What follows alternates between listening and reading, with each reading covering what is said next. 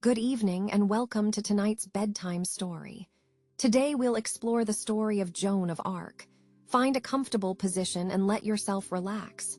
Let this story carry you through a peaceful night. Ready? Let's begin. Voices born of myth often sing of glory, but carry the whisper of heavy burdens. The tale of Joan of Arc is no exception. In the tranquil beauty of verdant valley, where morning's first light bathes the lush fields, a young girl awakens amid the gentle chorus of nature's symphony. Here, in a stone cottage nestled within France's serene countryside, Joan begins her day as others do, her steps quiet upon the worn wooden floors, her spirit tethered to the rhythms of rural life. Yet beneath this pastoral facade lies the stirrings of an extraordinary destiny. The rustling willows and chattering birds speak of a world beyond the plowed fields, where divine purpose awaits. Joan, though deeply rooted in the simplicity of agrarian toil, cannot silence the ethereal voices that call to her a calling not born of earthly means, but a divine whisper urging her beyond the comforts of home. As sunlight filters through the leaves, painting intricate patterns of light and shadow, Joan contemplates the path laid before her, one that demands courage beyond her youth and wisdom beyond her years. The gentle breeze carries both the scent of dewy fields and the weight of future burdens, coaxing her soul to reconcile the extraordinary promise of her destiny with the familiar solace of her current life.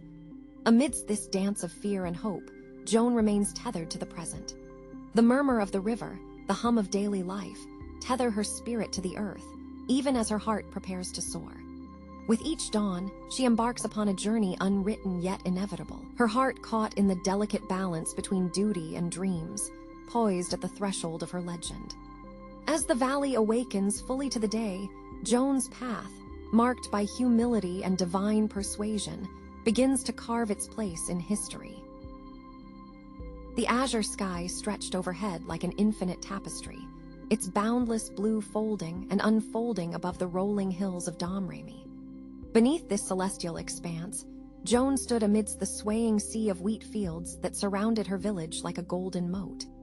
The grains rustled softly, whispering secrets passed down from the heavens, communicating old truths in a language only she seemed able to decipher. It was as if the very earth beneath her feet sighed in recognition of her preordained journey, echoing the celestial whispers that had taken root in her heart.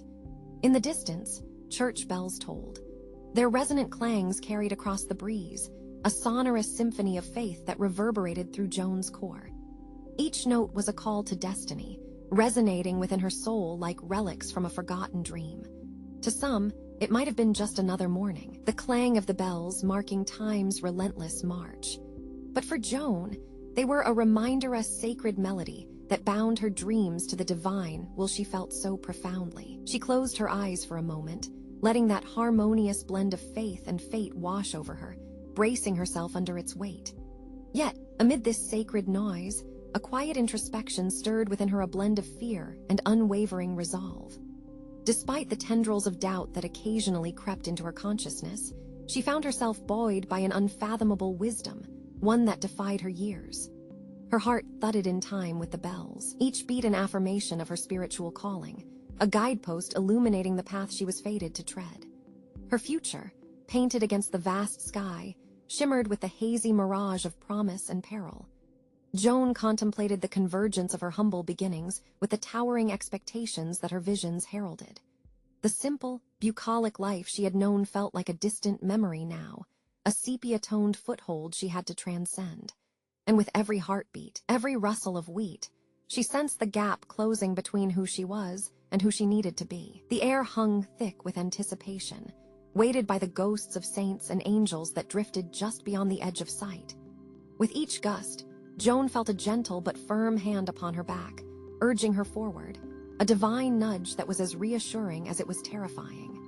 Her destiny loomed like a distant horizon, a place where legends began and mortal stories found their endless echoes. She gazed toward this unseen space beyond the fields, a world that lay beyond her ken yet tantalizingly close. The sky, endless in scope, was both a canopy and a mirror, reflecting a possibility entwined with duty. Beneath it all, the earth thrummed a living, breathing testament to the narratives that had unfolded here, whispering yet again to Joan. Be brave, they said. Be bold. The vision of herself clad in armor and bearing a flag overshadowed her like a specter from dreams not yet fully understood, beckoning her closer still. Thus resolved, Joan took a deep breath of the cool, morning air, allowing the chill to steel her spine. With every note of the retreating bells, she felt her doubts cower, retreating into the shadows of her resolve. Step by step, she moved forward, guided by faith, toward her destiny, a tapestry not yet woven but undeniably hers to craft. Beneath the azure vault of heaven, Joan walked toward her future, a solitary figure carved from the stubborn stuff of fate, ready to forge history anew. The first light of dawn unfurled over the tender landscape of Domrémy, casting a golden hue on the rolling fields speckled with dew. With each sunrise, Joan of Arc stood on the precipice of decision, her emotions a churning sea beneath her composed exterior. The village was awakening slowly, the sounds of roosters crowing and the faint murmur of farm animals weaving into the morning's low hum. Joan imagined these familiar sounds like a mother's lullaby, a comforting presence that threatened to tether her to the life she had always known. Yet, beyond the low hills and thrumming woods, the imposing silhouette of the Vosges Mountains loomed hauntingly. Their peaks, often obscured by thick, swirling mist, seemed both an obstacle and a guide, silent sentinels that bore witness to her silent prayers and nightly vigils. She had often climbed those slopes, her footsteps light on the rugged paths, her eyes seeking the heavens for guidance. The mountains, draped in the quiet majesty of dawn, mirrored her own wary heart, where the shadows of doubt mingled with sparks of divinity. Inside, she felt the silent pulse of destiny beckoning her, like a bell tolling softly through the fog. That relentless tolling played a symphony of possibility and trepidation in her mind. Her thoughts would wander to the scriptures she had read by candlelight, stories of saints and martyrs whose paths had been steeped in the same ambivalence before they found clarity. Joan knew her own path was about to diverge from everything she had ever known, but the uncertainty was a veil shrouding her future, one she was not yet ready to tear aside. Joan's youthful heart brimmed with the fear of leaving her father, who worked the fields with hands calloused by years of toil, and her mother, whose gentle touch had eased her worries countless times. What if her visions, those ethereal whispers she felt deep within, led her only to desolation? Yet, there was an undeniable clarity in those moments when she felt closest to God, an irresistible call that pulled her toward a fate far greater than the quiet existence of a shepherdess. As the morning sun ascended, spilling light onto the cobbled streets and the simple houses of her village, Joan lingered on the edge of her world. The aroma of baking bread wafted from neighboring homes, and children's laughter, bright and unburdened, floated through the crisp air. These scenes were familiar and soothing, painting her past with strokes of innocence and simplicity. But beyond glimmered the tantalizing, unknown landscape less forgiving, haunted by the echoes of battles and the cries for liberation from those who had suffered too long. The path that lay ahead was a tapestry of sacrifice and redemption, entwined tightly with her faith.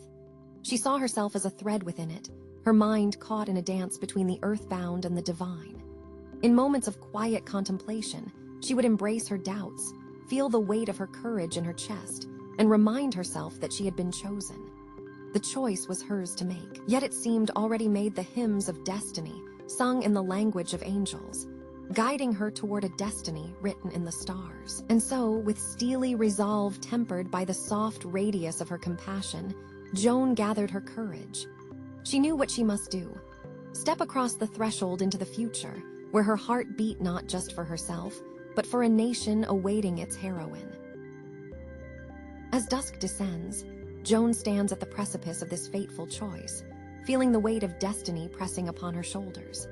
The evening air is heavy with the scent of wild thyme and damp earth, mingling with the distant aroma of wood smoke drifting lazily from nearby chimneys.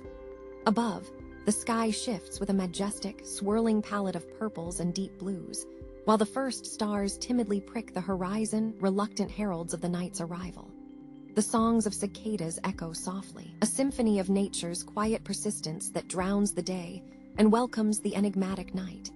It's a sound that's comforted her on countless evenings, but tonight, its melody plays a poignant accompaniment to her final moments in her homeland. Shadowed by the encroaching night, Her resolve solidifies beneath the comfortable warmth of her home's flickering hearth. The rhythmic crackling of the fire offers a promise of safety and familiarity, starkly contrasting with the chilling uncertainty of the path ahead. The transition from day to night symbolizes the closing of a chapter, nudging her toward the unknown with a promise encased in the light of the coming dawn. Each evening transformation had once whispered stories of peaceful tomorrows and the reassurance of continuity. But now, they speak of a horizon yet unseen, of challenges that lay in wait. Joan closes her eyes, feeling the gentle caress of the evening breeze on her face, listening beyond the cicadas to the faint, divine whispers that have guided her to this moment. Alone, yet supported by divine certainty, she steels herself. Her heart beats a steady rhythm, echoing a faith anchored in a vision that appeared as clear as midday sun. Memories flood her mind. The verdant meadows where laughter among blossoms mingled with the wind, the ardent prayers whispered in the solitude of the chapel where sunlight painted rainbows through stained glass. Each recollection tugs at her, a tapestry of a life well loved, urging her to stay. Yet, Joan knows she must take these lessons of love and faith with her. Her soul, once a fertile ground for the mundane, now harbors the seeds of a mission divine. These lands have birthed her spirit, but now, they no longer hold the entirety of her promise. With each breath, she embraces the solitude, feeling an unseen hand steadying her every tremor of doubt. As she steps away from the comfort of the meadows, the rich soil crunching beneath her feet, the coolness of the dew-laden grass soothes her fears. The rolling hills undulate in the moonlight, their silhouettes guardians of her story thus far. She feels the pull of the horizon, the magnetic call of destiny sharpening her focus as she embarks on this journey. The evening deepens around her, a velvet cloak that wraps her in hope and expectations. The endless sky above is a testament to the vastness of both the journey and the universe within her. There is solemnity in the moment, beauty in the abrupt silence as the cicada's song fades. Her heart swells with resolve, a warrior's courage in her chest, for she steps not into the void, but into the world prepared for her by the vision she cradles like a cherished secret. And thus, Joan walks into the unknown, the vision implanted in her soul lighting the way, one fearless step at a time, towards a destiny as yet unwritten. The grand hall of the cobblestone castle was a world unto itself, a vast expanse guarded by stone sentinels that had borne witness to countless moments of history. The castle walls stood tall and imposing, their surfaces marked by the passage of time, each groove and crevice telling tales of bygone eras. As Joan stepped into this hallowed chamber, her figure cast a singular shadow against the flickering tapestry of candlelight. The candles, perched precariously on ornate iron candelabras, sputtered and danced, their light struggling valiantly against the pervasive gloom. Shadows stretched and recoiled like wary creatures across the cold stones, creating a chiaroscuro of uncertainty. The air hung heavy, laden with the musk of tallow, damp stones, and a vague hint of wood smoke filtering from distant hearths. This atmosphere was alive, whispering secrets of courtly intrigue and the lingering echoes of whispered prayers. Yet within this almost oppressive aura, Joan's presence was like a beacon, a lively flame that defied the weight of centuries. Clad in worn armor, the clink of mail accompanying her slightest movement, she was the embodiment of a prophecy given life, an angelic vision marred with the dust of earthly endeavors. Her heart thrummed a steady rhythm, a relentless beat that counted down the moments to her destiny. Each pulse resonated not just in the confines of her being, but seemed to vibrate the very air around her, mingling with the soft crackle of burning wicks and the distant murmur of the gathered court. The assembly, an audience of noble lineage and austere faces lined with skepticism, watched with an expectant hush, their embroidered finery reflected in muted tones beneath the candlelit canopy. Charles Roman VII ascended the dais, his presence, regal yet uncertain, cast a challenging contrast to Joan's simple, fire-forged determination.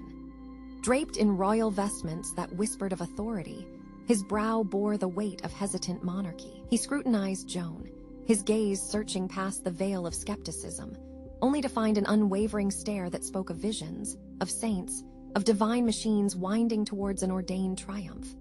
His eyes, once clouded with doubt, began to clear, as though witnessing the gradual lifting of a morning fog to reveal a horizon suffused in clarity. Joan's words streamed forth, each syllable delivered with the cadence of conviction. She spoke of battles not yet fought, victories not yet claimed, and of a France reborn from the ashes of its strife tale, woven with threads of faith and fervor. As she spoke, the hall seemed to inhale her vision, drawing in her tales of angelic guardians and spectral lights dancing above battlefields. She painted not just a tableau of war, but a landscape of faith, her voice the brush, and the minds of her listeners the willing canvas. In those moments, amidst grandeur and struggle, Joan's humble origins ceased to anchor her. Forged anew by the crucible of her purpose, she was not simply a maiden from Domrémy. She was a harbinger, imminently aware of the divine orchestration that had placed her before kings and bishops. The court, surrounded by the grandeur of stained glass depictions and the weight of the chill stone beneath, watched as a farm girl transmuted into a commander of destiny. In her presence, doubts withered like mist before dawn's relentless advance. The air within the castle courtyard hummed with anticipation, a palpable energy that clung to the cold morning mist. The sun, just beginning to crest the horizon, cast long shadows over the dewy grass, where knights busily strapped on polished armor that glinted in the nascent light. The metallic clink of chainmail and the low murmur of prayer were accompanied by the smell of damp earth and the distant cawing of crows. These men, scarred by battles and weary from endless campaigns, found a renewed fervor in the conviction of a young girl whose courage seemed to outshine even the brightest star in the pre-dawn sky. Joan stood amidst them, the embodiment of serene determination, her presence a quiet yet powerful command. Her eyes, sharp and earnest, mirrored the steely resolve that gripped her heart. The sharp scent of burning charcoal from the nearby forge mixed with the faint aroma of lavender drifting from the castle gardens, creating an unusual blend of tension and tranquility around her. She spoke softly, yet every word resonated as if carried by the wind to reach every corner of the kingdom. Her voice, unwavering and clear, pierced the heavy air with threads of hope and unyielding faith. Each utterance knitted a shared dream for those present, weaving a tapestry of possibility that began to warm the hearts of the men who had gathered under her banner. The castle, a fortress of stone, seemed almost to breathe with a new life, the ancient walls echoing the promise of redemption. In the great hall, the backdrop of flickering torches cast dancing shadows, illuminating the faces of those who bore witness to this remarkable transformation. Here, the sacred connection forged between Joan and Charles held fast, almost tangible, a living entity that charged the very atmosphere. The king, animated by her vision, stood taller than his stature would suggest, his presence a reflection of her indomitable spirit. This alliance between peasant and royalty transcended mere words. It was an alchemy of the soul that began to meld the fractured aspirations of France with the unwavering faith of its people. The tendrils of Joan's influence reached beyond the confines of the chamber, infusing the realm with an untapped courage. The courtiers, once skeptical, now found themselves contemplating the possibilities that her leadership whispered to them. Around them, the world seemed quieter, as if drawing breath in reverence for this moment of pivotal change. Outside, the dawn had fully arrived, flooding the courtyard with a golden light that spilled like liquid warmth over stone and steel alike. The knights, now fully armored, were not mere warriors clothed for combat. They were pilgrims of a vision, blessed by the touch of something profoundly pure and wholly relentless. The flutter of ceremonial flags caught in the morning breeze announced that this assembly was not an end, but a beginning. Joan, the beacon of an unshakable belief, stood at the heart of it all, her figure both delicate and formidable. The realization dawned, quietly among them. They were witness to history's forging, steeled through the courage of one among their number who dared to believe in a destiny as yet unwritten, her path not just a route to battle, but a road to redemption for herself, for Charles, and for all of France. Joan of Arc stepped into the heart of Reims, a medieval city vibrant and bustling with anticipation of momentous events. Every corner, every cobblestone seemed to buzz with a deep, pulsing energy that hummed beneath the whispers of the gathered crowds. It was a living tapestry, woven together by the expectant murmurs of nobility and commoners alike, their voices weaving into the very fabric of the city itself.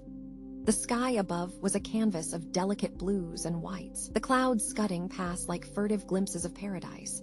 Against this backdrop, the golden stone of the cathedral rose proudly, its Gothic spires pointing heavenward, embodying the culmination of an arduous journey.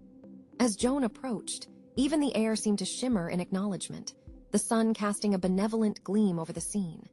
With each step, beneath her armored feet, freshly fallen rose petals scattered, carpeting the cobblestones in hues of white and blush. Their fragrance was intoxicating, saturating the air with a scent that was at once both earthly and divine. This mingled with the earthy aroma of the city itself, a concoction of frankincense from distant markets and the tang of cold metal from the soldier's armor. Within Joan's heart, emotions churned in a tempestuous whirl. Triumphantly, she stood among her people, her sense of purpose ablaze with the fires of her divine calling. Yet, intertwined with her elation was the ever-present shadow of melancholy. Her guiding visions had been uniquely hers, and the sheer weight of their fulfillment now bore heavily upon her young shoulders. She felt a kinship with a swan, resplendent in her grace above the water, yet tirelessly paddling against currents beneath the surface. The coronation of Charles Roman VII was an intricate tapestry of sights and sounds, a symphony of sacred rites and unstated undertones. As the archbishop crowned him, an imploring chorus of choral voices filled the cavernous expanse of the cathedral, their harmonies echoing up and away into the sacred heights. The people outside, though unable to witness this transforming moment, felt its sacred resonance, a ripple through their collective souls. Yet, even amid the exultant cries and rhythmic clapping, there was a thread of unease, a minor chord in the symphony of joy. Joan felt it deeply.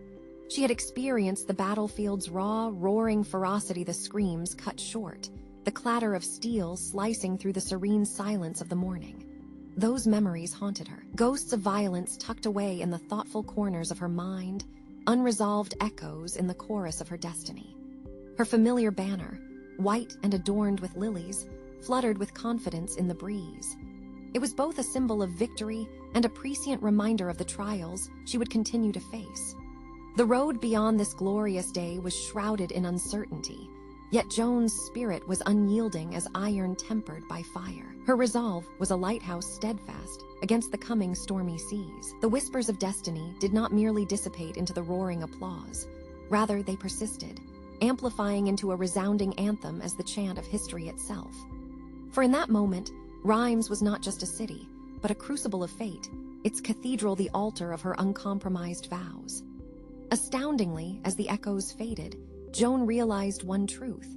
This triumph was hers, marked in time, yet her journey was far from over in the eternal narrative of France. The chill of the evening air envelops the city of Rheims, casting an otherworldly glow over its cobblestone streets and Gothic spires.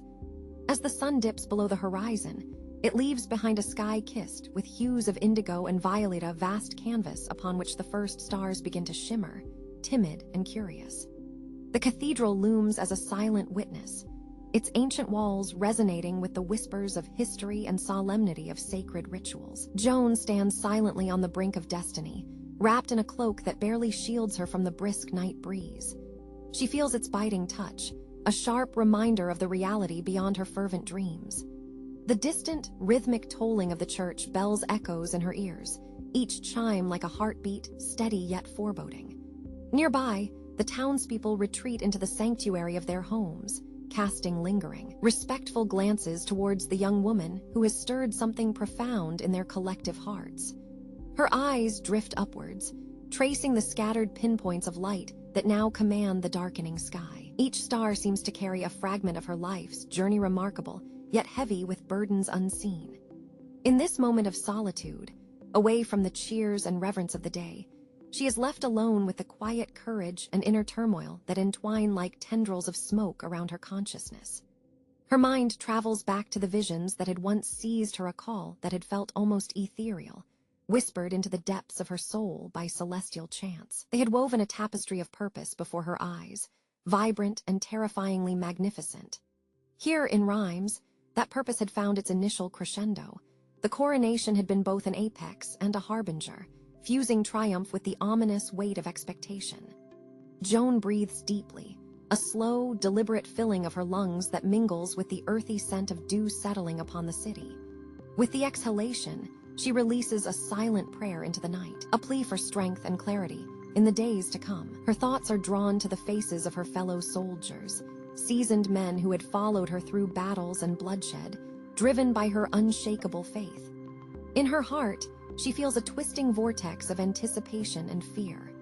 The road ahead lies shrouded in uncertainty, a path she must walk alone even amid the crowd. The fulfillment of her divine mission has come at great cost, not only to those around her, but to a part of her own humanity that she longs to preserve even as the mantle of destiny presses down. The winds shift, rustling the leaves in the trees that stand like silent sentinels, memories of the encampments where she had shared bread and firelight with her companions, flaring in her mind.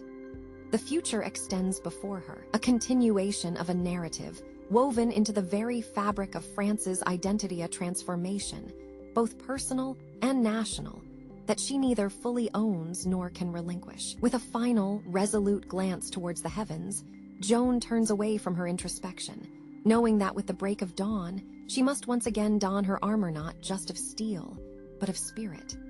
The night may have its shadows, but it is also a time of transition, a bridge from what was to what will be. And beneath the star-laden sky of rhymes, she stands at its threshold, ready to step into the light once more. The square teemed with life, a swirling cauldron of humanity, but Joan seemed to stand above it all, alone with her thoughts. Her armor, though gleaming under the mid-morning sun, felt heavier with each cheer that rose up from the crowd. The clang of distant church bells echoed, their resonance mingling with the muted murmur of an awed populace. Victory was tangible around her, etched onto the faces of those who had gathered to witness this historic day. Yet, even amidst this swell of jubilation, Joan felt the corners of her heart weighted by an unsettling heaviness. The air was thick with a potent mixture of incense and sweat, as if the fragrant offerings of the cathedral had intermingled with the earthy scent of the people, pressing in on all sides. Joan inhaled deeply, and as the aromatic tendrils curled in her lungs, they did nothing to banish the chill of apprehension seeping into her bones. The vibrations from the procession resonated through the cobblestones, a constant reminder that history was in motion, and she its reluctant pivot. Her eyes, fervent and seeking, roved over the masses, catching glimpses of hearts laid bare. Some eyes glimmered with gratitude, others with a fierce hope. She once dreamt of moments like these, scenes painted not by an artist's brush, but by words whispered under a blanket of stars, dreams shared amongst comrades by the campfire. Now, standing amidst the clamor of Paris, those dreams had morphed into a tempest of reality, exhilarating yet weighted with the ironclad chains of expectation. Beneath the surface of triumph, a storm brewed. Joan considered the winds of prophecy that had carried her here would also sweep her onward to fates unknown. Every victory, though sweet, tasted of time and rue, and herbal bitterness balanced on the knife edge of her resolve. The future stretched out before her, its murky waters concealing hidden depths that she would someday be forced to navigate, a crucible within which the steel of her determination would either bend or break. As her gaze shifted to the banners billowing above, their threads spinning tales of her victories, Joan's soul was caught in an endless waltz between light and shadow. The fluttering fabric was vivid against the azure sky, yet she feared the dark clouds accumulating at its fringes, like ink blots on parchment. Her mind turned inwards, capturing fleeting shafts of sunlight through the canopy of her doubt-teached triumph, a blossom of levity, juxtaposed against the encroaching thorns of sacrifice. Suddenly, the clarion call of a trumpet split the air, anchoring her thoughts. The coronation was imminent, a crescendo waiting to unfurl. It symbolized not only her nation's deliverance, but also her own quiet struggle, a seraphic tension between the sanctity of her mission and the somber shadows of destiny. Standing on the precipice of history, Joan felt small and vast all at once, a peculiar serenity seeping in, filling the cracks uncertainty had wrought. As she stepped forward, the crowd's jubilant noise crescendoed. Each step was a beat in the drum of her inner battle, a reminder that even in triumph, shades of sacrifice shadowed her path. Joan felt the ground, vibrantly alive beneath her feet, a testament to the myriad possibilities looming beyond this coronation, the final turn of this chapter that promised both storm and solace in its wake. In that moment, as gold and flame were poised to crown her, Joan, Maid of Orleans, stood not only before a king, but also at a crossroads, where triumph and trial were starkly interwoven. As silence envelops Joan's mind, the echoes of her tireless journey begin to soften, like the distant memory of a half-remembered dream. Her thoughts, once as turbulent as a storm-tossed sea, now settle to a serene ebb as peace gently washes over her. The night sky, awash with stars, sprawls vast and infinite above her, casting a silvery glow upon the earth that bathes her in its quiet embrace. Each pinpoint of light seems to suspend time, connecting her to a tapestry woven across history, illustrating the profound tapestry of her own life. The cool air whispers softly as it dances through the leaves of the ancient oaks that stand as silent sentinels around her. Their shadows stretch and sway in the moonlight, an ethereal ballet that mirrors her inward reflection. The air holds a subtle chill that sharpens her senses, serving as a reminder of the night's hold and the fragile beauty of each moment. Somewhere nearby, a nightingale serenades the dark with its melancholy song, each note a tender sigh that lingers in the stillness. As the evening transitions from the laughter and revelry of past triumphs to a mellow contemplation, Joan finds herself suspended in this tranquil Saya space between endings and new beginnings. Her heart, which has beaten tirelessly for her cause, now throbs with a quieter courage, possessed of a fragile resolve. This moment is hers, a breath in time where hope nestles alongside a solemn understanding of what her journey has wrought. She stands at the precipice of destiny, her gaze unfurling over the gently swaying fields, silvered under the moon's touch. Each blade is a testament to time's passage, bending yet unbroken, much like her spirit. Joan reflects on the relentless march that has brought her here, her struggles and triumphs weaving together in a delicate balance as intricate as the celestial constellations above. Her story is not confined to parchment or throne rooms, but is etched into the very soil she stands upon, whispered through the winds that carry the echoes of ages. Under the velvet canopy of night, she is both a solitary figure and an indomitable force, a beacon of grace and defiance in equal measure. In the quietude, Joan feels the presence of the countless souls who have walked before her, their voices a soft chorus that urges her forward. She makes a silent pact with the universe, a gentle vow to history itself. "I am here," she thinks, her heart swelling with quiet determination. "I am ready." The night is her silent witness, its stars offering a solemn audience as she steels herself for what lies ahead. Joan breathes in the fragrant air, heavy with the earth scent and the promise of morning. Beyond her, the horizon whispers of coming dreams, dreams that will soon awaken with the dawn. Yet for now, in the stillness of twilight, she holds a sacred space, a pause, rich with the promise of fulfillment. As she steps forward, the gentle rustling of her garments harmonizes with the night's cadences, a soft serenade for her journey into the unknown. And so, with her head held high against the cool breath of the night, and the serene mystery of starlit skies as her guide, Joan embarks on this new chapter, a testament to the formidable power of dreams nurtured in the cradle of the night.